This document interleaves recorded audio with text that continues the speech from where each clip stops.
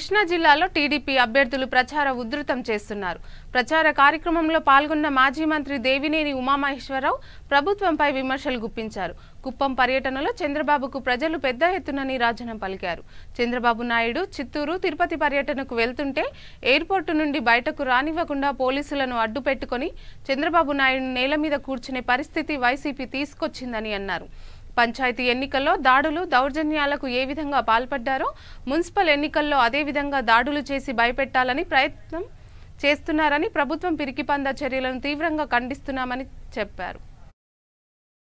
కోట్ల రూపాయలు కుమ్మరిచ్చి ప్రజాస్వామ్యాన్ని అపహాస్యం చేయాలనే ప్రయత్నం చేశారు. ప్రజలకు పెద్ద ఎత్తున నీరాజనం పట్టేపాటికి ఈరోజు చంద్రబాబు నాయుడు గారు తిరుపతి విమానాశ్రయంలో చిత్తూరు, తిరుపతి పర్యటనకి వెళ్తే ఎయిర్పోర్ట్ నుంచి బయటికి రానివ్వకుండా పోలీసులను అడ్డం పెట్టి ఆయన నేల మీద కూర్చొని ధర్నా చేసే పరిస్థితి వైఎస్ఆర్ కాంగ్రెస్ ప్రభుత్వం తీసుకొచ్చింది. జగన్మోహన్ రెడ్డి గారు మీ పిరికి పంద చర్యది. జగన్మోహన్ రెడ్డి గారు పిరిగివాడని లోకేష్ ఎందుకన్నాడు ఇప్పుడు అర్థమవుతూ ఉంది. 14 సంవత్సరాలు ముఖ్యమంత్రి, వాళ్ళ దగ్గర ప్రధాన ప్రతిపక్ష నాయకుడిగా దశాబ్దాల తరబడి పనిచేసిన వ్యక్తి. మరి వాళ్ళ చంద్రబాబు నాయుడు గారు అక్కడ ఏదైతే సామాన్యుడు శ్రీనివాసులు అనే వ్యక్తి కార్పొరేటర్గా పోటీ చేస్తూ ఉంటే బెదిరించి అతని టీ కొట్టు పడేసి చిత్తూరులో, తిరుపతిలో ఎన్నో అక్రమాలు, దౌర్జన్యాలు చేస్తూ ఉన్నారు. మరి ఆయన ఇవన్నీ కూడా ప్రజలకు తెలియచెప్పాలి. వాళ్ళ కుతంత్రాలు చేయాలి. ఎందుకింత దిగజారిపోయి వైఎస్ఆర్ కాంగ్రెస్ పార్టీ నాయకులు జగన్మోహన్ రెడ్డి పిరికివాడిగా ఈ కార్యక్రమాలు చేస్తున్నారు. ఇవాళ ఇదే విధంగా తెలుగుదేశం పార్టీ ప్రభుత్వం చేస్తున్నట్టయితే నువ్వు 1000 కిలోమీటర్లు పాదయాత్ర చేస్తుండేవాడివా? ఇవాళ ముఖ్యమంత్రి కుర్చీలో నువ్వు కూర్చుండేవాడివా? ఒకటే, ఇవాళ ఈ దౌర్జన్యాలు, దుర్మార్గాలు ఎల్లకాలం నడవో.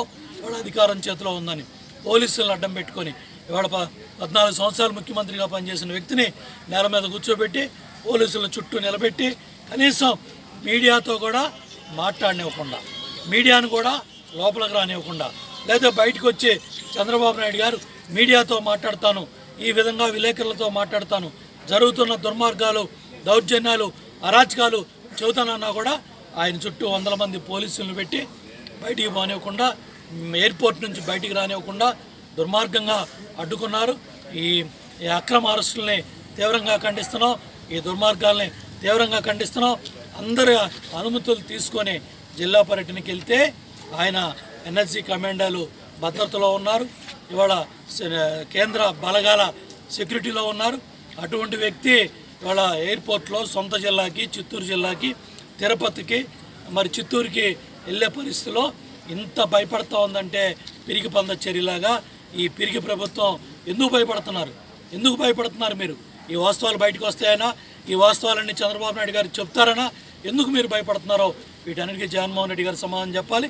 రాష్ట్ర వ్యాప్తంగా కూడా పార్టీ కార్యకర్తలు, నాయకులు అందరూ కూడా రోడ్డు మీదకి వచ్చి మరి ఇవాళ ఈ జరుగుతూ ఉన్న దుర్మార్గాలని, అరాచకాలని ఎండగట్టి నిరసన కార్యక్రమాల్లో పాల్గొనాలని కూడా అందరికీ పిలిపిస్తున్నాం.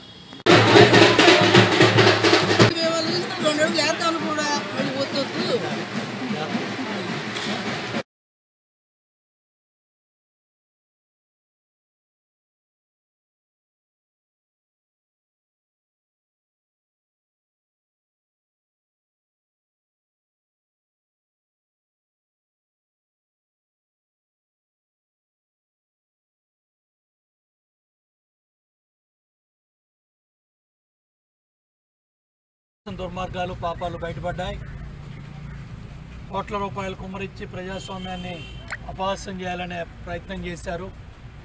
ప్రజలకు పెద్ద ఎత్తున నీరాజనం పట్టేపాటికి ఈరోజు చంద్రబాబు నాయుడు గారు తిరుపతి విమానాశ్రయంలో చిత్తూరు, తిరుపతి పర్యటనకి వెళ్తే ఎయిర్పోర్ట్ నుంచి బయటికి రానివ్వకుండా పోలీసులను అడ్డం పెట్టి ఆయన నేల మీద కూర్చొని ధర్నా చేసే పరిస్థితి వైఎస్ఆర్ కాంగ్రెస్ ప్రభుత్వం తీసుకొచ్చింది.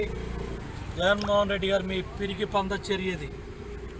జగన్మోహన్ రెడ్డి గారు పిరిగివాడని లోకేష్ ఎందుకన్నాడు ఇప్పుడు అర్థమవుతూ ఉంది.